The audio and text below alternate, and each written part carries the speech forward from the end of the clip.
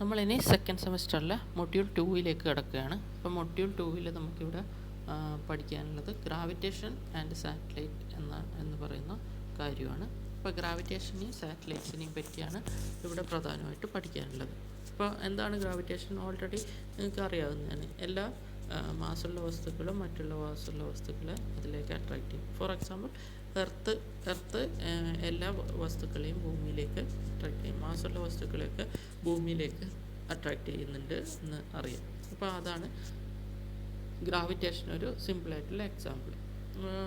Gravitation ആദ്യമായിട്ട് define ചെയ്തതും അതിനൊരു ലോ കൊണ്ടുവന്നതൊക്കെ ഐസക് ന്യൂട്ടൺ ആണെന്ന് നമുക്കറിയാം. ഐസക് ന്യൂട്ടൺ ആണ് ആദ്യമായിട്ട് ഗ്രാവിറ്റേഷൻ ഒരു ലോ പുട്ട് ഫോർവേഡ് ചെയ്തത്. ഓക്കെ, അപ്പോൾ നമുക്ക് പണ്ട് ആപ്പിൾ തലയിൽ വീണ്, ഐസക് ന്യൂട്ടൻ്റെ ആപ്പിൾ തലയിൽ വീണ് എന്ന് പറയുന്ന കഥകളൊക്കെ കേട്ടിട്ടുണ്ടാകും. അപ്പോൾ ഇതിനൊരു എക്സാമ്പിളായിട്ട് പറയുന്ന ഒരു സ്റ്റോറിയാണ്. അപ്പോൾ ഈ കാര്യങ്ങൾ മനസ്സിലാക്കാൻ വേണ്ടി പറയുന്ന ഒരു സ്റ്റോറിയാണ് ആ സ്റ്റോറി. അപ്പോൾ അതിൻ്റെ ഭാഗമായിട്ട് പിന്നീട് ന്യൂട്ടൺ ഗ്രാവിറ്റേഷൻ ലോ കണ്ടുപിടിക്കുകയുണ്ടായി എന്നാണ് പറയപ്പെടുന്നത്. അതായത് വസ്തുക്കൾ എന്തുകൊണ്ടാണ് എപ്പോഴും ഭൂമിയിലേക്ക് മാത്രം വീഴുന്നത്, എന്തുകൊണ്ട് വശങ്ങളിലേക്കോ മുകളിലേക്കോ പോകുന്നില്ല, എന്തുകൊണ്ട് താഴോട്ട് മാത്രം വീഴുന്നു എന്നുള്ള ഒരു കോൺസെപ്റ്റിൽ നിന്നാണ് ഗ്രാവിറ്റേഷൻ എന്ന കോൺസെപ്റ്റ് ഉണ്ടായത്. അതായത് മാസീവായിട്ടുള്ള വസ്തുക്കൾ മറ്റു വസ്തുക്കളെ അതിലേക്ക് ആകർഷിക്കുന്നു. ഓക്കെ, അതാണ് പിന്നീട് ഗ്രാവിറ്റേഷൻ ലോ ആയിട്ട് വരുന്നത്. ഗ്രാവിറ്റേഷൻ ലോ വന്നപ്പോൾ ലോ കുറച്ചുകൂടി പുരോഗമിച്ചു. എങ്ങനെയാണെന്ന് വെച്ച് കഴിഞ്ഞാൽ മാസുള്ള വസ്തുക്കൾ തമ്മിൽ പരസ്പരം ആകർഷിക്കുന്ന കാരണമാണ് ഇങ്ങനെ വസ്തുക്കൾ തമ്മിൽ പരസ്പരം കൂട്ടിയിടിക്കുകയോ അല്ലെങ്കിൽ ഭൂമിയിലേക്ക് വസ്തുക്കൾ വന്ന് വീഴുകയോ ഒക്കെ ചെയ്യുന്നു. ഓക്കെ, ഇനി നമുക്ക് ലോ ഓഫ് ഗ്രാവിറ്റേഷൻ എന്താണെന്ന് നോക്കാം. അപ്പോൾ ലോ ഓഫ് ഗ്രാവിറ്റേഷൻ ആദ്യമായിട്ട് പ്രപ്പോസ് ചെയ്തത് ഐസക് ന്യൂട്ടൺ ആണ്. അപ്പോൾ ന്യൂട്ടൺസ് ലോ ഓഫ് ഗ്രാവിറ്റേഷൻ എന്താണ്? ന്യൂട്ടൺസ് ലോ ഓഫ് ഗ്രാവിറ്റേഷൻ പറയുന്നത് every particle of mass in the universe attracts every other particle with a force which is directly proportional to the product of their masses and inversely proportional to the square of the distance between them. അപ്പോൾ Newton's law of gravitation പറയുന്നത് every particle of mass in the universe attracts every other particle with a force which is directly proportional to the product of their masses and inversely proportional to the square of the distance between them. അപ്പോൾ Newton's law of ഗ്രാവിറ്റേഷനെ പല സെക്ഷനായിട്ട് നമുക്ക് തിരിച്ചു കഴിഞ്ഞാൽ ഒന്ന് ഇങ്ങനെയാണ് പറയുക: every particle of mass in the universe attracts every other particle. അപ്പോൾ യൂണിവേഴ്സിലെ എല്ലാ പാർട്ടിക്കിളും മറ്റ് എല്ലാ പാർട്ടിക്കിളിനെ അട്രാക്റ്റ് ചെയ്യുന്നുണ്ട് എന്ന് പറയുന്നത്. Every particle of mass in the universe, അതായത് മാസുള്ള എല്ലാ പാർട്ടിക്കിൾസും, യൂണിവേഴ്സിലെ മാസുള്ള എല്ലാ പാർട്ടിക്കിൾസും മറ്റെല്ലാ മാസുള്ള പാർട്ടിക്കിൾസിനെയും അട്രാക്റ്റ് ചെയ്യുന്നുണ്ട് എന്ന് പറയുന്നത്. പിന്നെ ആ അട്രാക്റ്റ് ചെയ്യുന്ന ഫോഴ്സിനെ പറ്റിയാണ് പറയുന്നത്. വിത്ത് a force which is directly proportional to the product of their masses. അപ്പോൾ വിത്ത് എ ഫോഴ്സ്, അത് ഒരു ഫോഴ്സ് കൊണ്ടാണ്. ആ ഫോഴ്സിൻ്റെ പ്രത്യേകത which is directly proportional to the product of their masses. അപ്പോൾ മാസസിൻ്റെ പ്രൊഡക്ട്സിന് ഡയറക്ട്ലി പ്രൊപ്പോർഷണൽ ആയിരിക്കും. ഓക്കെ, അതായത് ഒരു ഫോഴ്സ് ഉണ്ടെങ്കിൽ ആ ഫോഴ്സ് എന്ന് പറയുന്നത് 2 മാസ് നമുക്കുണ്ടെന്ന് വിചാരിക്കുക. താഴെ ഫിഗർ കൊടുത്തിട്ടുണ്ട്. M1 എന്ന് പറയുന്നത് M2 എന്ന് പറയുന്നത് 2 മാസിൻ്റെ മാസമായിട്ട് നമ്മൾ കൺസിഡർ ചെയ്യുകയാണെങ്കിൽ, അവിടെ ഫിഗറിൽ കൊടുത്തിരിക്കുന്ന പോലെ അത് 2 മാസമായിട്ട് കൺസിഡർ ചെയ്യുകയാണെങ്കിൽ അതിൻ്റെ ഇടയിലുള്ള ഫോഴ്സ് F ആണെങ്കിൽ ആ F എന്ന് പറയുന്നത് എന്തിന് പ്രൊപ്പോർഷണൽ ആയിരിക്കും?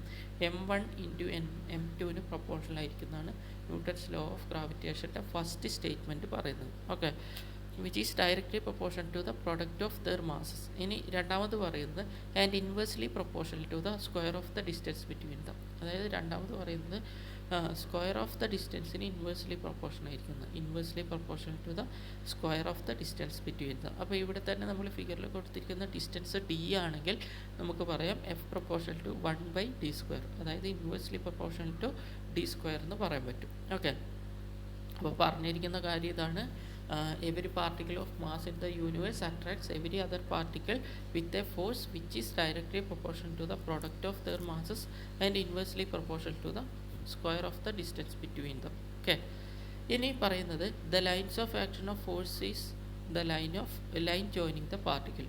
The lines of action of force is the line joining the particle. അപ്പോൾ ഇവിടെ ആക്ട് ചെയ്യുന്ന ഫോഴ്സിൻ്റെ ലൈൻസ് ഓഫ് ആക്ഷൻ എന്ന് പറയുന്നത് അവ തമ്മിലുള്ള ലൈൻസാണ്. അതൊരു സ്ട്രെയിറ്റ് ലൈനായിരിക്കും. ആ ലൈനാണ്, അതിലൂടെയാണ് ഫോഴ്സ് ആക്ട് ചെയ്യുന്നത്. അപ്പോൾ ന്യൂട്ടൺ ലോ ഓഫ് ഗ്രാവിറ്റേഷൻ ഒന്നുകൂടി പറയാം. Every particle of mass in the universe attracts every other particle with a force which is directly proportional to the product of their masses and inversely proportional to the square of the distance between them. The lines of action of force is the line joining the particles.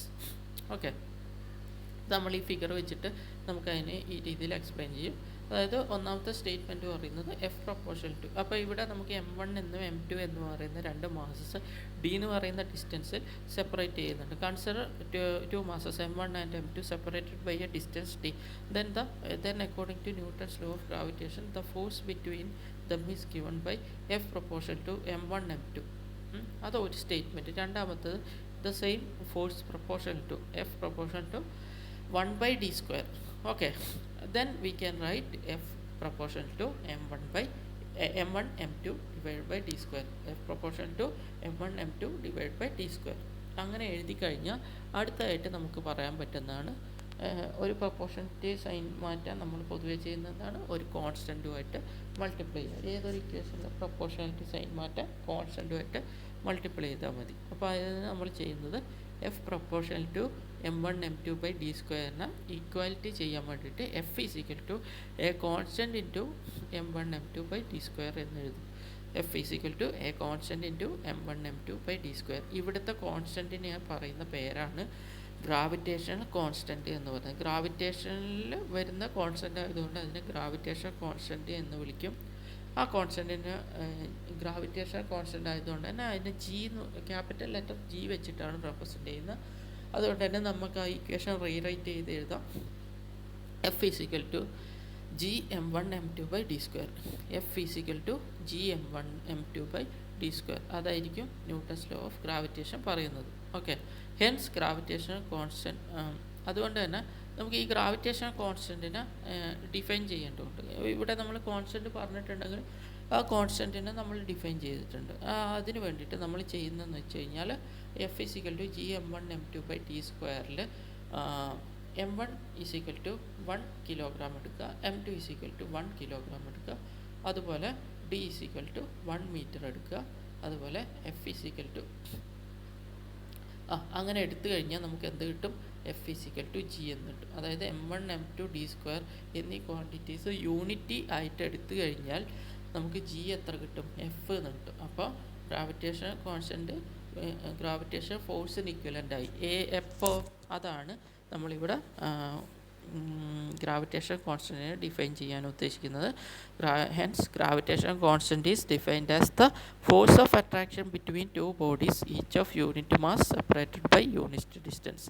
Gravitation constant is defined as the force of attraction between two bodies each of unit mass and separated by unit distance. അതായത് unit ഡിസ്റ്റൻസിൽ unit masses separate ചെയ്തിരിക്കുന്ന സമയത്ത് അതിനിടയിൽ അനുഭവപ്പെടുന്ന gravitation ഫോഴ്സാണ് എന്ത്? Gravitation constant എന്ന് പറയുന്നത്. ഇനി ഗ്രാവിറ്റേഷൻ കോൺസ്റ്റൻറ്റിൻ്റെ വാല്യൂ ആണ് 6.67 × 10⁻⁻11 newton metre square per kilogram square എന്ന് പറയുന്നത്.